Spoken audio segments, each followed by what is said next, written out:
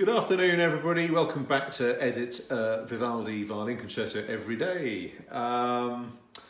We are looking today at the sixth concerto from Vivaldi's L'estro Armonico, his first set of published concertos. It's an interesting set, this one, because it doesn't just contain solo violin concertos. It contains concertos for 4 violins, concertos for 2 violins, and concertos for solo violin. Some of those concertos also have an independent solo cello part. Basically, Vivaldi has actually built the set in a very ordered way. So concertos 1, 4, 7 and 10 are for 4 violins, 2, 5, 8 and 11 for 2 violins, and 3, 6, 9 and 12 for 1 violin. It's quite interesting. This is the only set that you can definitely say is intended to be played one instrument to a part. So although this concerto is a solo violin concerto, Vivaldi, you still have 4 violin parts: primo, secondo, terzo, quarto. You have first and second violas who always play in unison. You have your cello part, and then you have a separate part for violone and cembalo. I think, partly from experience, that what Vivaldi means by violone in this set of concertos is that he intends you to play it with an 8-foot bass instrument rather than the standard sort of double bass, which is 16-foot, i.e. an octave lower than the cello. So violone will be playing at the same pitch as the cello. It has huge implications for what's going on in the inner parts. If you don't have a double bass and you have an 8-foot violone instead, all of a sudden you can actually hear what's going on in the inner parts. Also, sometimes you find this in other composers as well, such as Albinoni. Vivaldi will have the violone part an octave lower than the cello part. He doesn't actually do it in this concerto, but sometimes the violone part appears an octave lower than the cello part, and then effectively, if you were to put a double bass on that line, you would then open up a 2-octave gap between the cello and the bass, which just sounds a bit strange. So there you go.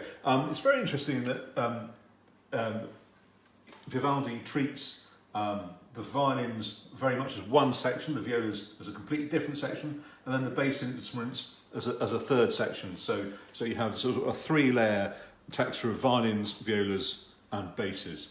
In the slow movement,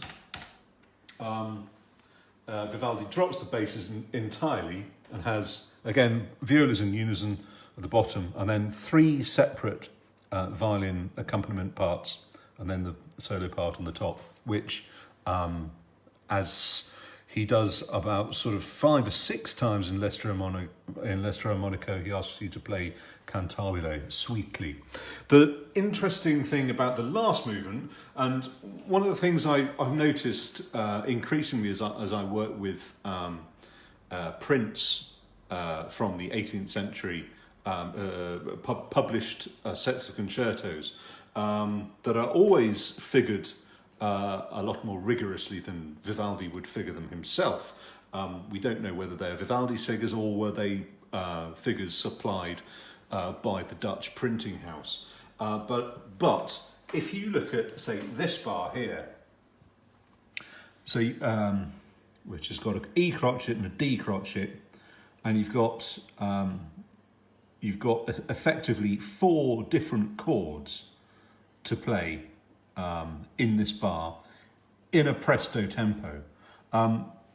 Going back to one of my other comments, was it last week, about how I think that Vivaldi tempi are today rather fast, certainly faster than I think he would have intended them to be played.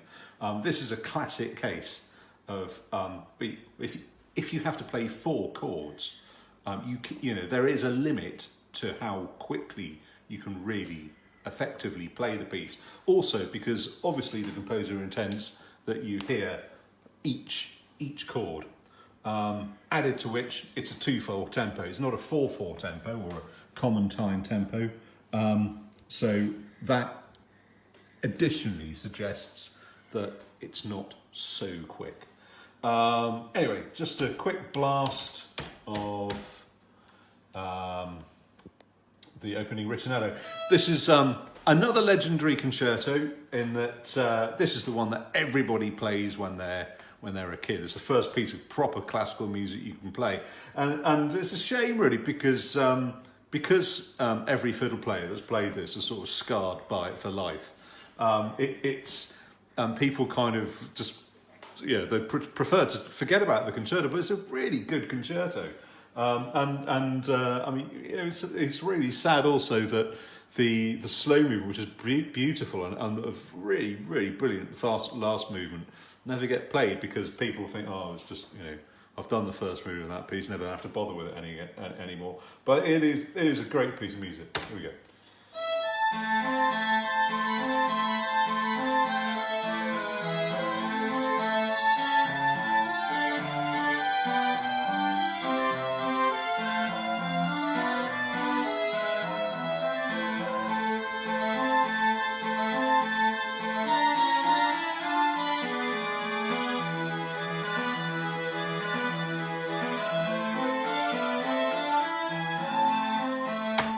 So there you go. Finished that one already. It was a quick one to do, so I think we'll give it an A rating of a 9. I think it's a great piece of music, and I hope at some point we'll get to do L'estro Armonico properly with Serenissima. Anyway, that's it for today, folks. See you tomorrow. Cheers. Bye.